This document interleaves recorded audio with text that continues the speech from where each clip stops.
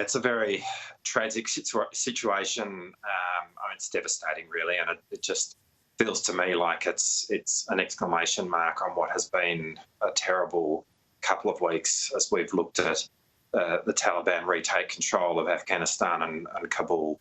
And it obviously makes things very difficult now moving forward in terms of what evacuations can occur. There's still a lot to play out, so I don't really want to venture a suggestion there. But it's important, I think, to acknowledge in this moment just how brave our men and women are in uniform who have been conducting this mission. It highlights that exactly how difficult this has been, how dangerous it's been. We should all be very grateful that as events have played out, Australian personnel are safe. But you're right, there are people who have not been evacuated, and a lot now needs to be done, I think, in trying to do everything that's possible to get those people out. The Taliban have given undertakings in relation to them. We need to be doing what we can to hold the Taliban to account in respect of those undertakings. The US began this specific mission in July to get people out it had a connection to. At the time, Alex Hawke was quoted as saying Australia had no plans to. Was that an error? Look, we've made our critique of the government in relation to the handling of this, and that critique stands.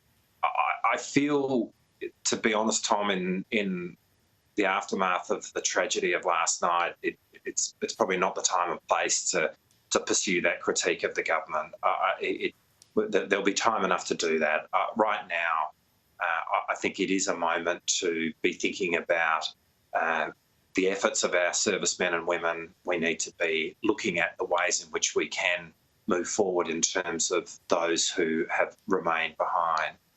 And we need to, well, there is just grief really for those who perished in what is an appalling set of attacks.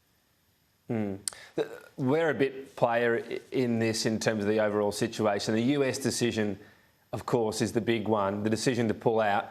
2,500 troops with a permanent number stationed there, which seemingly was enough to have peace. The US has 28,000 or so in South Korea.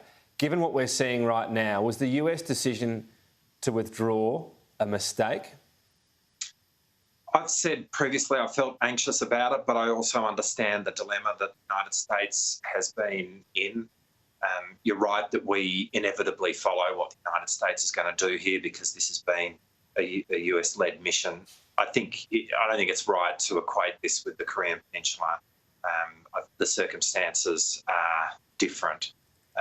There have been it's real an example challenges. Of troop numbers. I mean, we're talking about less than a tenth of the number of troops, which was, as I said, essentially getting relative peace and stability in that region. Surely we can look at this now and say, for the number of troops, this decision, this withdrawal was a mistake. It's in part a function of troops, but it's in part a function of the success of the capacity building of the government that we've been there to support. So if you want to compare it with the Korean Peninsula, you can make the obvious comparison with the capacity that's been built in the government of South Korea over many decades.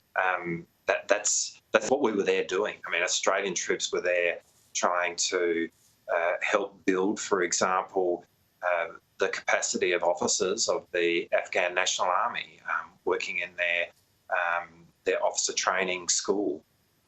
We were engaged in that kind of activity, and that's really the dilemma that has been faced here in terms of the degree to which capacity was able to be built over that period of time. But the speed with which the Taliban has moved through, I think, has been a shock to everyone. I want to look at Victoria and Melbourne on COVID. Talk of easing some restrictions, even though, of course, case numbers are not coming down. But is this the right thing to look at to give some people hope, in particular in outdoor settings where we see very little transmission, even of Delta, very little evidence of that? Well, I think we do need to be giving people hope. I think we need to be making sure that whatever measures are in place are sustainable and are able to do the job.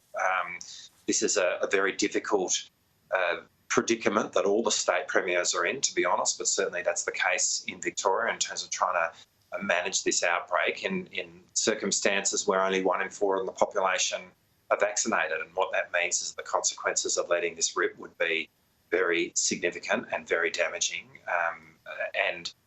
And the fact that we only have 1 in 4 of our population vaccinated here, as we are in late August 2021, when the rest of the developed world is much further down the track than that, is a failure of Scott Morrison's vaccine rollout. It's because he said it wasn't a race. So that's the fundamental reason why we're in the situation that we're in. Managing it from here is difficult, whichever way you go. But we need to be doing this in a way which brings the community along. I think the Victorian government has been doing a really good job in respect of that, and it certainly is in our interest to be doing everything we can to try and get the numbers of cases down. Sure, but it looks like right now even the early harsh lockdown isn't going to, get quickly to zero. The question has to be what the community there, more than 200 days lockdown, can actually take. Should the Victorian government look at those outdoor settings? I mean, play equipment. Brett Sutton said there's no evidence from this inquiry it actually passed on in play equipment and COVID. This is a small bright spot for a lot of kids. Yeah, I mean, again, I think it is important that hope is provided, but I think we've also got to have confidence in the medical experts here about how to manage this. Last year, a very significant outbreak was brought under control. The effort of the Victorian government then was of global significance, really, in terms of what it achieved.